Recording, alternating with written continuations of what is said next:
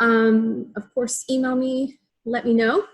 But we're going to be talking about mastery paths today. And I think it kind of goes along really well with what Dr. Gray was talking about with grading and everything for the next few weeks. I think this will really help out for those of you who are using Canvas. I think that this will really be beneficial to you guys. Few people aren't getting the Bitly for some reason, so we're gonna wait for them to. Okay, no problem. And also, if you just yeah, it's not working for some reason. There's a couple. Can you? So while Mandy's looking at the Bitly, if you just got in, because I just let a couple of people in, go ahead and mute yourself and turn off your screen recording because we're recording this webinar and you don't want your face on that probably. I mean, you might, but. So the Bitly does work. Remember that Bitlys are case sensitive. So Amanda, can you grab it or do I need to grab it to get it? I'll put it in the chat. I can put it in the chat. And then that way we'll be, that way y'all can just, should be able to just click on it and, or copy that, and then you'll go from there. Okay. All right. So let's get started with mastery paths. I think this is a great follow-up to our previous webinar on modules, and we were talking about course requirements and prerequisites, and I think that this kind of goes along really well with this, especially if you have started setting up your modules and everything. So here we go. Distance learning expectations, same as before. We've done that. If you want to grab that and use it in your classroom, feel free. So this is what we're going to be talking about. We're going to go over what mastery paths are, how to set them up, how to use them. And then I also have some sample paths for you that you can grab and play with them, see how they work, and start applying your content into the paths. That way you don't have to like make it from scratch. You can actually use something that's already there. And I think that can be helpful sometimes to kind of have a template to go from. So when we're thinking of mastery paths, it's a lot of people are like, well, what is a mastery path? What do you do with it? And mastery paths allow you to customize the learning experience for the students based on student performance of some piece. And there's lots of ways to use them, and we're going to get into ways to use them later. But you get to customize that learning experience for the students, make it personalized for them. So some of the ways that you use a mastery path could be extra support, practice, reinforcement. You can challenge students, or if some students are running out of things to do, work with that. You can give them choices and have students go on like a choose your own adventure type of pathway. Student choice, this could be good for choice boards if you're using that in the classroom or online. So these are some ways that you can use a mastery path. Are we good so far? Thumbs up? Anybody? Okay. Yeah, we're good. Okay. So when you set up a mastery path, if you look down at my module 4 here, this is what that's what it looks like. Cool, thanks, Google. So it's just going to say a pre-test or whatever the initial assessment is, and then it's going to tell them that the next part of that is going to be locked until graded. Might freak some people out, might freak out your kids because they may not have ever seen it before. But basically the mastery path holds on to the content and then releases it as students go to a trigger assignment. So something has to trigger the next pathway for them to go down. And that's what it looks like initially. So when you're setting up your mastery paths, it's important that you definitely want to think big. You definitely want to think, oh, all of these great things I can do. But when you're initially doing it, you want to start very small, very much like narrowed down, just a few different things at one time, because the more elaborate you make it, things get out of hand, you lose your pathway, and all sorts of things can go wrong. So at the very beginning, just do very small steps when creating these paths. We're going to talk about that in just a second, the path that I keep saying. So certain things can go in a mastery path: assignments, quizzes, discussions, and content pages. Now, something really important about the quizzes and the discussions is that they have to be graded. Assignments are already a graded thing in Canvas. And quizzes can be graded or ungraded, and they can be graded surveys and ungraded surveys. Probably most of your quizzes that you're using right now are already graded. That's probably not even a thing. But the discussions can also be graded or ungraded. In order for it to be part of a mastery path, it has to be graded. The content pages, basically there's a checkbox for them that they have viewed it. So you can still use a content page in a pathway though. Okay? So those 4 things are included in mastery paths. So in order to get started with a mastery path, I want you guys to kind of keep 3 things in mind, and we're going to go through each of those 3 pieces here in just a minute. But the first thing is you need to have a clear plan for how the path is going to function. So what's that first step? And then what are the next step? And what are the next steps? So you need a clear plan. The second thing is that all the content for that path has to be in that one module. So you don't want to start it in one module and link it into another module, because that's not gonna work, and things are, well, I guess it could work, but things are gonna go real bad real fast. So don't do that, just don't. And then all path content has to be designated for the mastery path. So there's a button that you click, and we're gonna go over that in just a minute. Also, we talked about requirements and prerequisites before last time. I really like using requirements and prerequisites with the mastery path, especially if you have a specific order that you want students to go through in order to progress to the next item. That would be something that you really want to consider. Okay, are we good? Do we have questions? I see the chat is lighting up. We're good. We're Your good. microphone is giving a little bit of like funky feedback, but it's minimal, so we're fine. We're good. Great. Great. Probably has more to do with internet connection than anything, and there's nothing we can do about that. At least no one's coming in and asking me for a snack this week. Do you have any snacks at your house? Because I don't.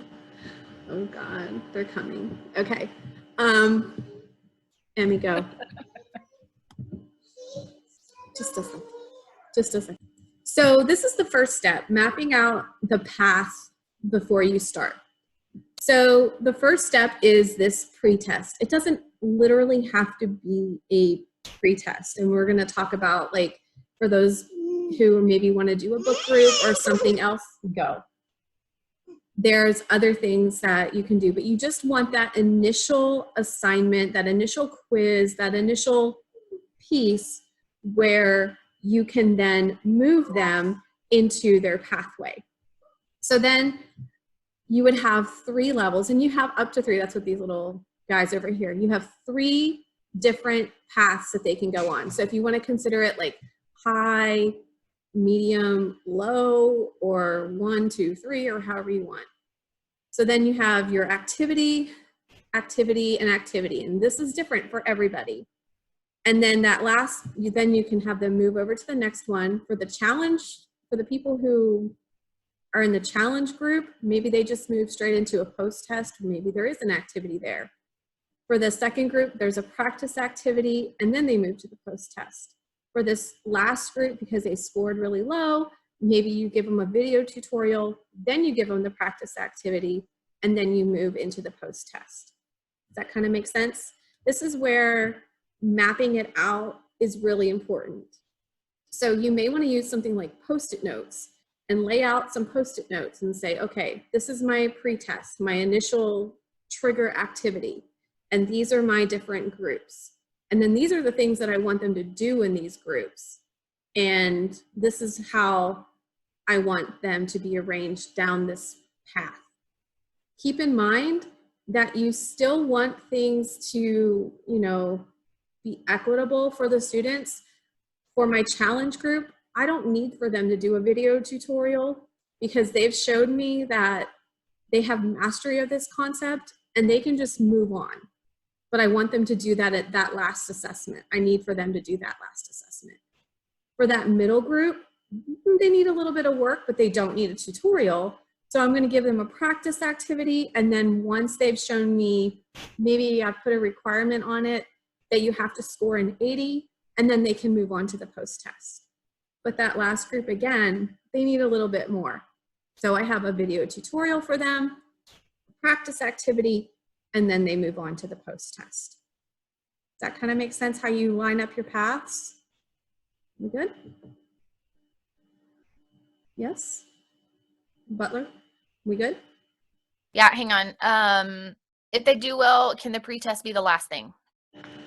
Yeah, yes, it can.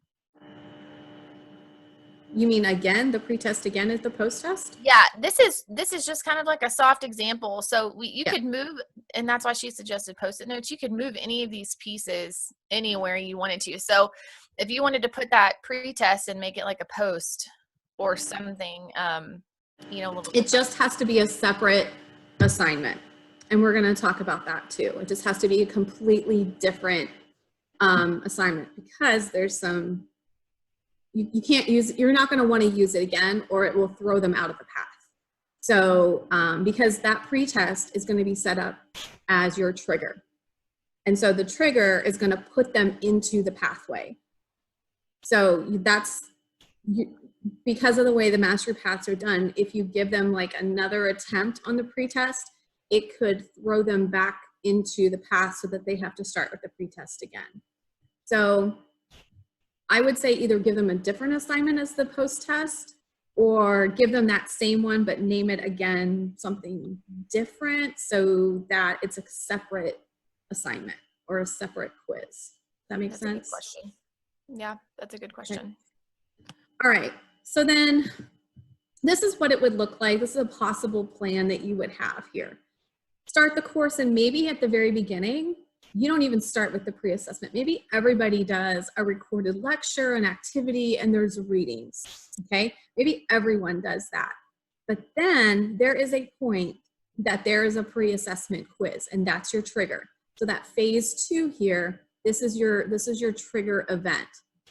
Then you go into the phase 3, this low group, they have to have these 3 parts.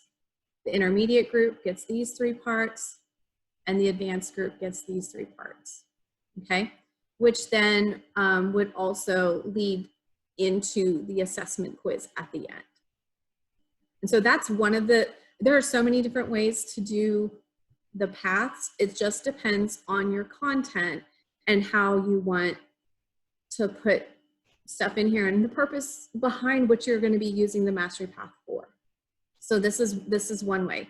You don't have to start with the phase 1 recording of the lecture, activity, and readings. You can completely start with that pre-assessment trigger. It just has to be something where you're triggering Canvas that we are starting a pathway now. This assignment is going to push kids into a path, okay? So this is like a possible one. After you have your path laid out, you want to determine the point range for the pathway. It's important to kind of do this ahead of time, not waiting until the end. You kind of want to have this set before the kids get in there, before they start taking the quizzes. Go ahead in your mind and start thinking, okay, if my pretest is going to be worth 20 points, then 18 to 20 points, that's going to be my challenge because they're good. 14 to 18 points, that's my practice level. And the 0 to 13 points, that's my tutorial level. So however you want to do it, this is a 20-point pretest. It could be 100 points, it could be 5 points, whatever. You want to consider which section is going to be the high, the middle, the low. You may want to also consider like a percentage. So like 90 to 100 would be high, 70 to 89 medium, and below 70 would be the low. So I don't know the way your brains work. I think for most of us, our brains are in percentage mode, and you may want to consider that and convert those points into percentages, okay? But before you get started, this is still part of step 1, making that path. This is still part of that. You make the path, and then you determine the points. So put the path together with maybe your Post-it notes, or looking at the assignments and quizzes and activities that you have, however you want to do it, and then adding the percentages to the breakdown of the pathways. Okay? Okay. So now, sorry. Now before you get started, hold on, I have a question. Okay. All right. Does a teacher have control of which way this student advances through the levels, or does the student have the choice option? So they could have choices, but you, the teacher, pretty much get to give them the choices, because you're going to put assignments in the path for them, okay? You're going to assign it in the mastery path. You're going to assign different activities for them to do. Does that make sense? Is that answering the question? Let's see.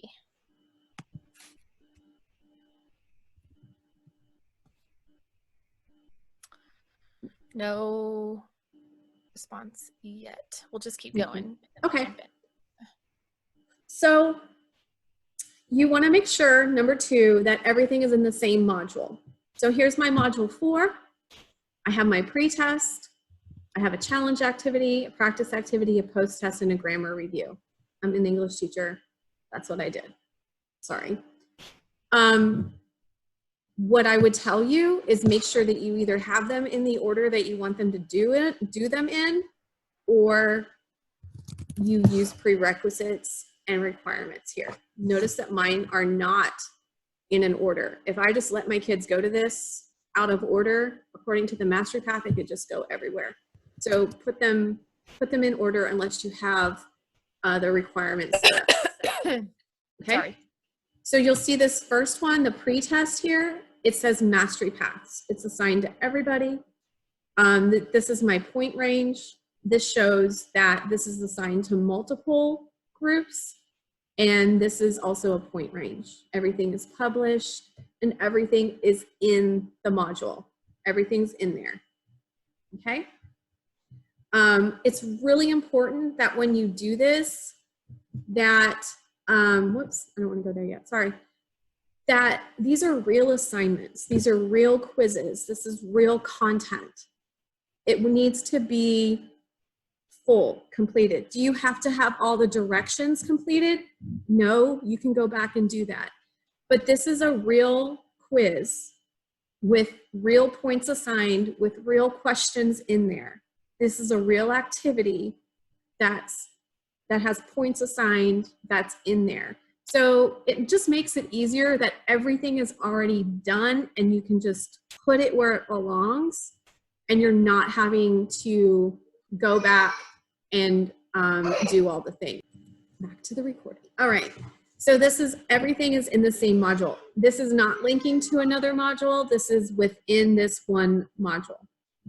So when you are creating the content and you're assigning it or you're designating it for a mastery path, you have to, usually it says assign to, and it will say everyone. It defaults to everyone. You need to delete that. And then it's going to give you the option to assign to a mastery path. And that's where you write mastery path. Take off the due dates. Do not have due dates on this. It gets weird. Take the due dates off, and we'll talk about that in a minute. If you're using content pages, if you scroll all the way to the bottom, it will say allow in the mastery paths, and you check that box. And then that way it will be allowed in there. So over here, this is what you have for assignments, quizzes, and discussions. And when it's a content page, you just check the box that says allow in mastery paths. And that's how you're gonna say, yes, this is the stuff, sorry, for the mastery paths. So this is where requirements and prerequisites come in, and this is why I like this. Usually when you're doing a mastery path for probably most people, you want them to go in a specific order, and there's specific assignments you want them to go to first in order to get to the next step. And so for me, I want my students to take the pretest. Obviously, they submit the assignment. They have to do that. Then there's the grammar review for the people who need the grammar review, and they have to score an 80. It will tell them that if they don't score an 80, that then they have to go back and do it again because they can't go on to the next part. And then the practice activity for those people who need it, again, they have to score an 80. And then it'll go to the challenge activity, which is just submit, and then the post-test, which is just submit. So that, for me, I like having the order and control of it in there, that they have to move through this in a sequential order. Now for my challenge people, it will skip this and go straight to the challenge activity and the post-test for them, okay? For my lowest group, it will go through every single thing except for the challenge activity. And for my medium group, it will start here, skip the challenge activity, and go to the post-test. That's just how I have it set up. You can set it up however you want. Again, this is all out of whack. I personally would put it in order from the get-go, just in case, because again, things get kind of weird, okay? And that's how you would do requirements. If you needed to do the prerequisite, you would just turn that on, and maybe they have to complete a different module or a different assignment in order to move into the mastery path. So if you remember on that one where we showed the different pathways, the way that other one was set up, they had to all do that one activity. That might be a prerequisite in order to get into the mastery path module. So Okay? depending on what the student scores, the system will advance them automatically, depending on How you have it set up. Yeah. in the required score. Yeah. In that initial, whatever your pretest, your initial trigger activity is, that's where we're going to set that up. Okay. Okay. All right. So this is the setup part. So when I clicked on my pretest, you'll note that up at the top, this is a quiz. So it says details, questions, and it says mastery paths. For my initial thing, I'm going to go and I'm going to edit it. I'm going to select the mastery paths tab, and then I'm going to set up the path, and I'm going to adjust the point values and add the content. So when I hit plus, because I've already created my challenge activity, I've already created my post-test, my practice activity, and my grammar review, remember way back, because I've already created it, it's real. All I have to do is click that plus button and add it and add it. And then it'll say like, you have to do both of these things. And that's what the and is for. And so I do the exact same thing here for my medium group. Push the plus button, add the activity, add the activity. Down here, I did 3 activities, okay? And that's my low group. And so I just add it. There is an or option. I'm not using or because I just want us to kind of like, this is the basics of setting it up, and using the and option is a little bit simpler than throwing in the or as well. So we're just gonna stick with the and for this. And if you wanna play with the or on your own, you can, and we can kind of get through that together if you wanna Zoom with me later or email me or whatever, we can talk about that. But for this, we're just using and, okay? So this is where you set it up in that initial trigger activity. And you can do that for any of the assignments, quizzes, or discussions. You can add it as a mastery path. Okay, good. Sorry, guys. Coughing. Yeah, they're just excited. They're really excited. They think it's cool. Okay, it is really cool, and I hope you guys are going to have fun with this. And I hope you're starting to think of like all the things that you can do, because it's not just here's my content, and there's all sorts of things that you can do with it. It's like choose your own adventure books. Yes. Like have fun with it. Have fun. Yeah. Don't just stick to content. Give them something fun to do too. So, how do you set points for each activity? So right here, you can edit those points. This is defaulting based off of 20 points. But if you're like, I like 18 to 20, like I had in mind, just change the points in there. And that'll be like 18 points. So you could probably go back and read, like when she sends this out later, she said the points previously. So you could just change the point value. Yeah, just change the point value. Like I said, you look at those percentages and then look at your points and decide which is going to align better with that. So, all right. So, this is the teacher view and you've seen this before, but this is the teacher view. One thing that I didn't show the last time was the mastery path breakdown. So my mastery path is set up, and you'll see 14 to 20 points. It shows me how many students are down there, 8 to 14, and 0 to 8. There's only 2 students in this because it's a sample course, and I've added somebody, so this is why. But it also shows you this mastery path breakdown, which is really helpful because you can click on that and you can see who and what they've done. So, did I not add it in here? Maybe it's somewhere else. So when you click on that, you can see the student, you can see which part of the path that they're on, and that helps you. Again, this is the student. That's all that they're going to see until they do that pretest. They will see nothing else. And then they'll see only what they need to see based on their path. So if I have one of the low students, they're never going to see that challenge activity. They will never have to do the challenge activity. They will never even see it. It's not even part of their worry. They only on their path is what they will see. And that will help you as far as like assigning things to this person and assigning this to this person or to this section, sorry, or whatever. So that will help with that, I think, if you start using the mastery paths. Oh my gosh. Okay, a few questions. So,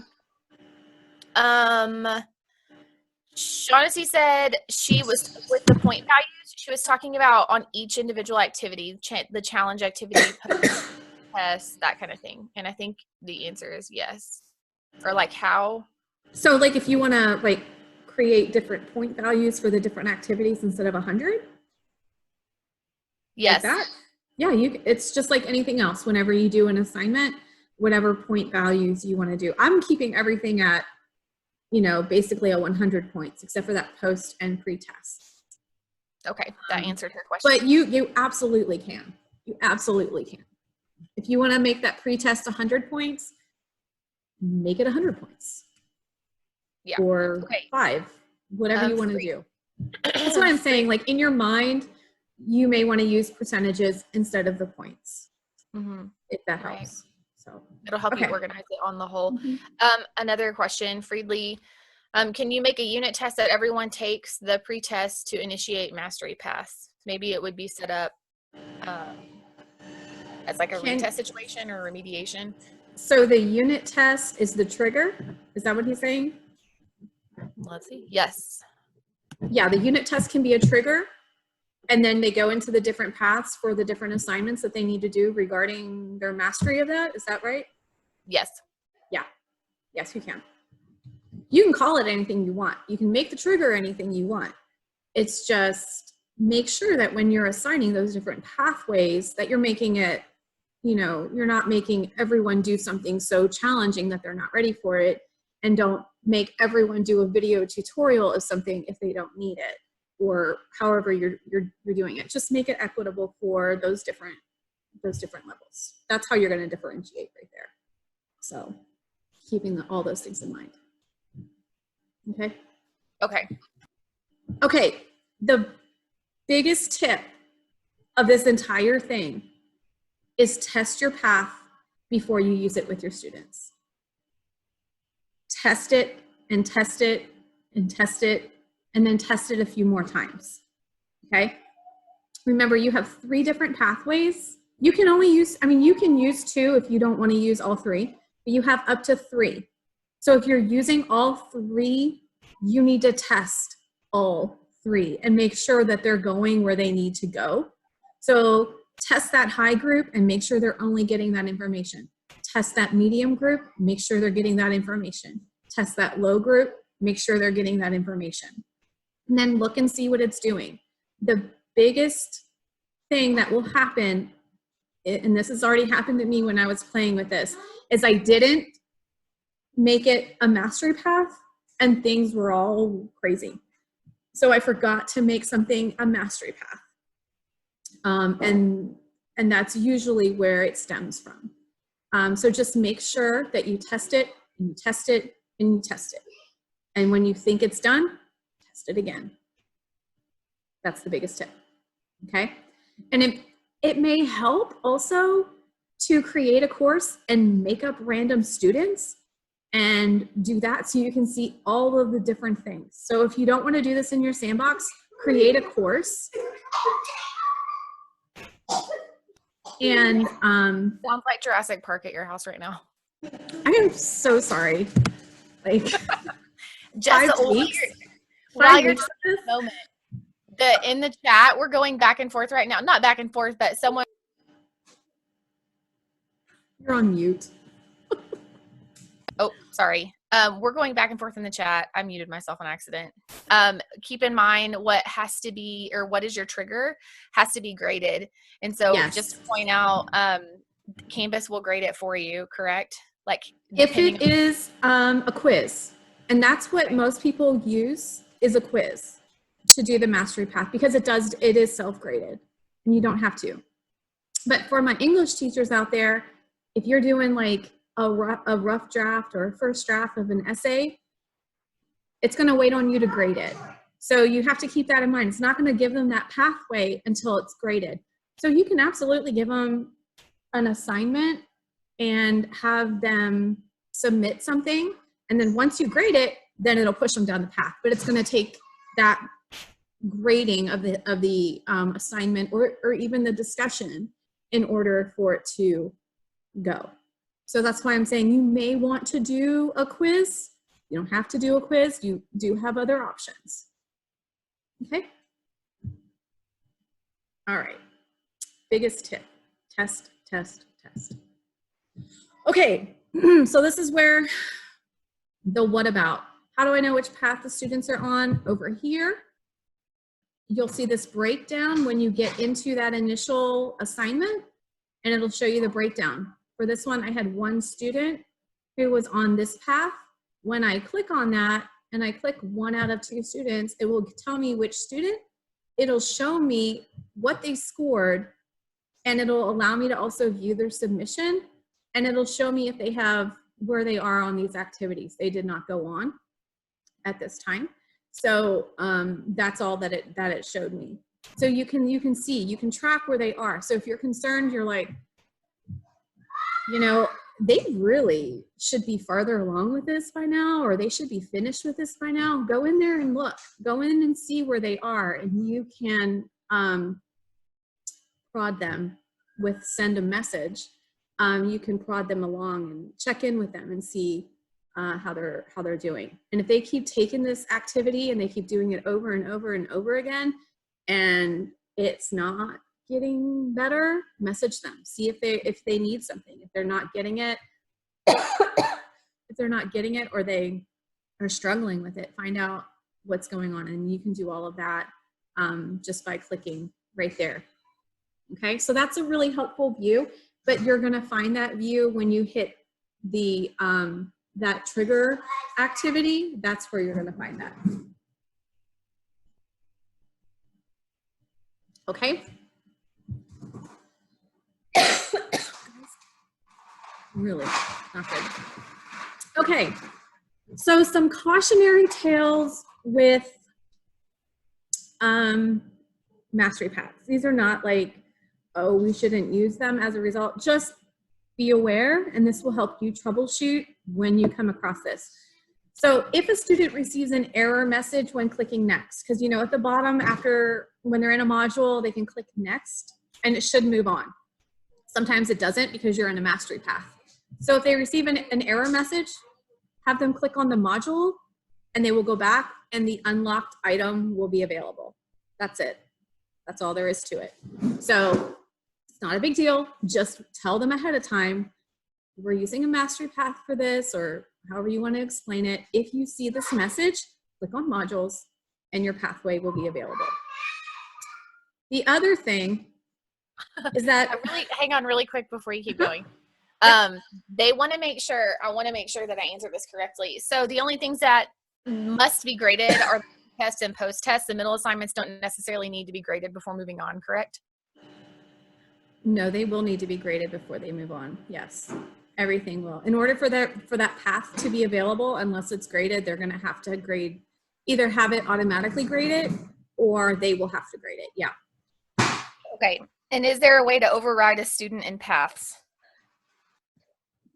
I mean, you can go into the grade book and put a grade in for that assignment and it should move them on to the next module or to the next activity in the path. Or just go into the speed grader and give them the grade. So. Okay, so I guess technically the override a student in paths is yes, technically, but you would have to get into the speed grader. And yeah, you're going to have to do that. That would be the way to do it. I don't even know if that would be worth it, but I don't know. It depends on what the goal is with this for your content. Yeah. Because not all students will potentially unlock the conditional items at the same time, and that's a big possibility. They're not going to move through this at the same time. Only add due dates and availability dates after they have started down that pathway. So that's why I was saying at the beginning, do not put the due dates in. Take them, just don't even do that this time. You can go back and add them, and then you'll have to put their name in the assign field. I'm like, my kids are gonna make me lose my mind. That scared me so bad. Oh so that Roxy or Bugs? That's Roxy. She's the only one who does that when the door knocks, and they know that, and they're.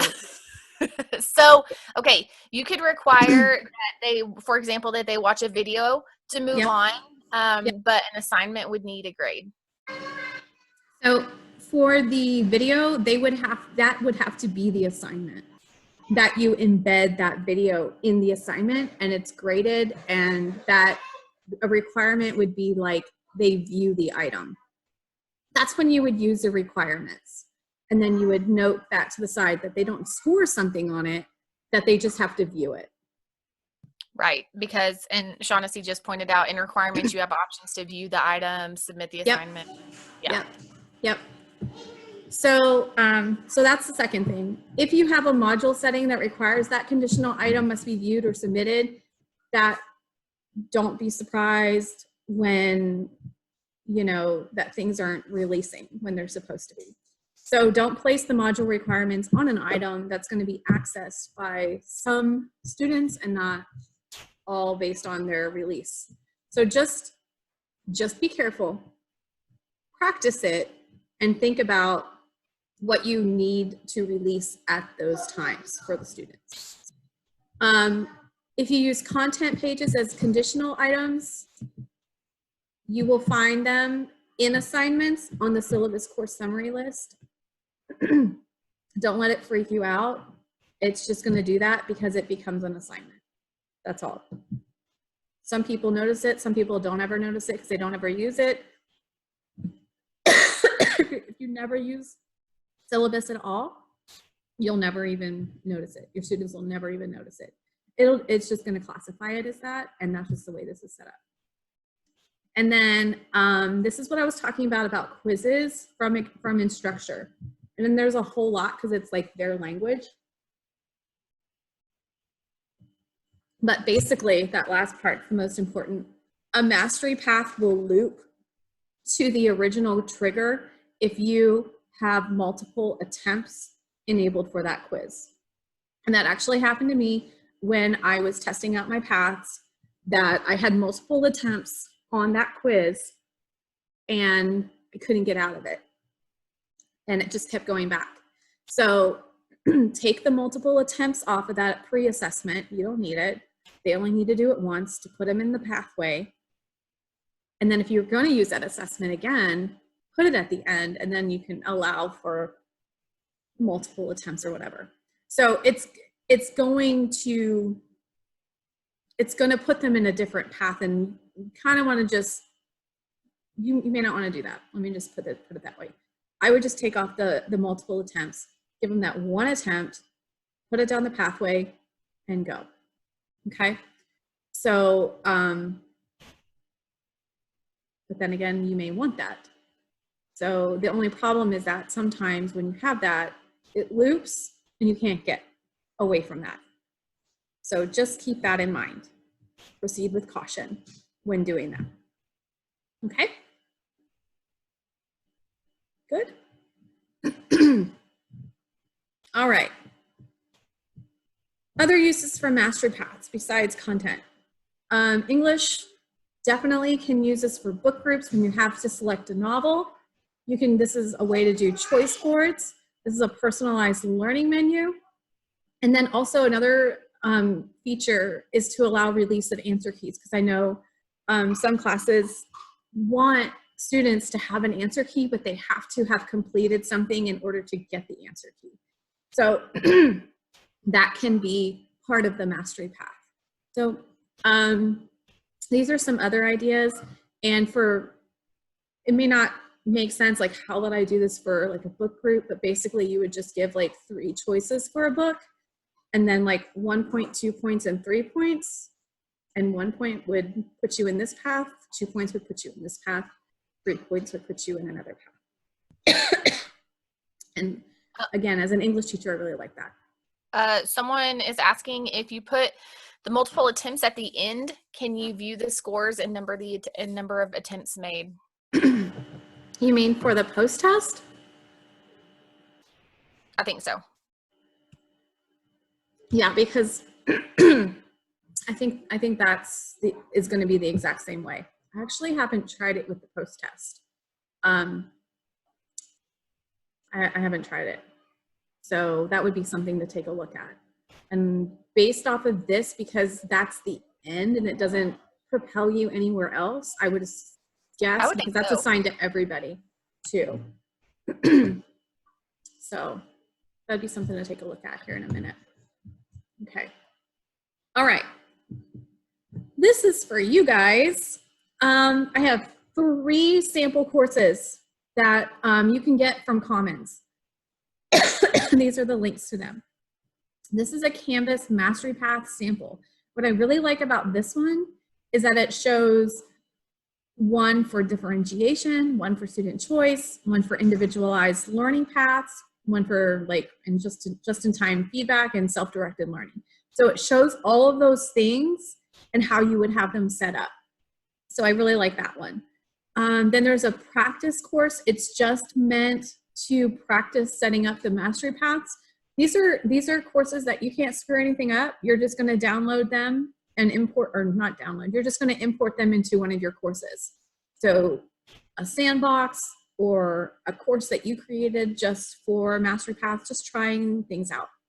And then there's one called Panda Paths, and that one's built by the Canvas training team to demonstrate mastery paths. So any of those 3 are really, really great for practicing mastery paths and playing around with the mastery paths, okay?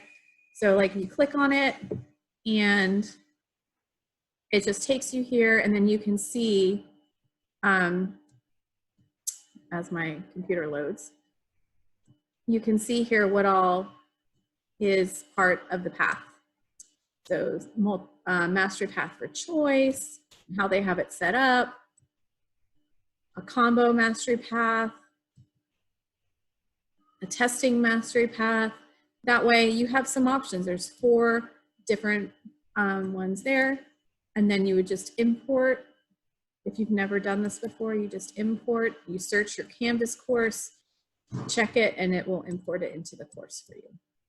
So these are really, really great for you guys to practice with. That way you don't screw up your course. And you don't want to necessarily just, like I said, we want to test it beforehand. So you want it to be working before you put your students in there. You don't want your students to be the guinea pigs. It will assign them grades, it will assign them points, it'll put them in a path, and then you'll have to delete things. And you know how when you're trying to get that, you know how messy it can get sometimes when you've gone down a weird path. Okay. All right. So that is it for us. Do you guys have questions over mastery paths that we can answer that we haven't covered? These poor people have been in meetings for like 2.5 hours. What? Their brains are probably a little fried from the staff meeting and now this. I know. No questions yet, but we're always available, guys. Yep.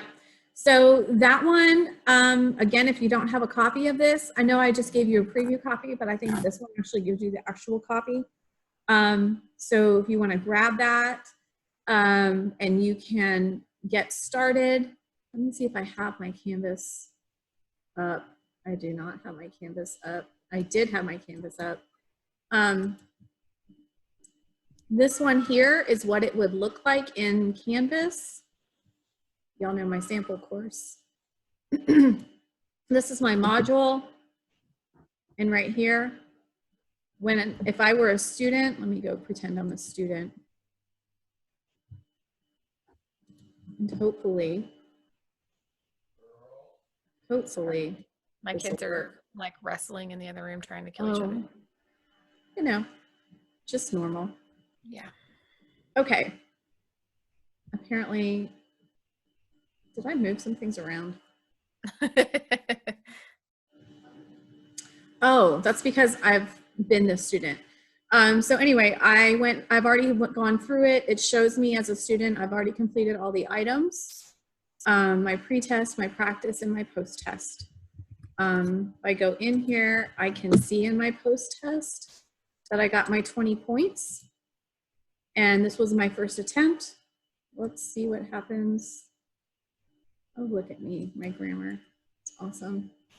I don't know that it's gonna let me, it's not gonna let me take it again. So anyway. You can reset the student, maybe. I can reset the student view. I'm coughing a lot today. Module 4. Here I am, pre-test, and take my quiz. I would not use, let's just get them wrong. Yeah, everything's not a verb, just so y'all know. What? I got 0 correct on that one. Good job. It does show me which ones I got wrong. And then it says, did you see that? If I click next, it says the mastery path is still processing. So when I hit next here, it may or may not go to the right path. It may not. If you will see this, I'm seriously angry with my children right now. So I can hit refresh, go back to modules. It's still processing. So anyways, it's still processing.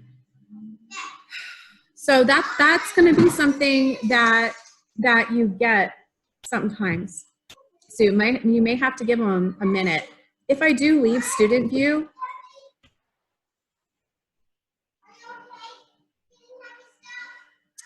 if I do go in here and I go to my pretest, I can like, there we go. There it is. And it does show me the student that they made that. And I can see their submission. Cool. I can also leave them comments here. So that's kind of like what you would see and how the student would work through it. And that will happen. You need to stop right now. No, just stop. Anyway. I have to mute myself so many times today. Okay. Anything else before we go? No, everybody's super appreciative and thankful that you did this and Cool. thinks that you're a campus rock star. Thanks.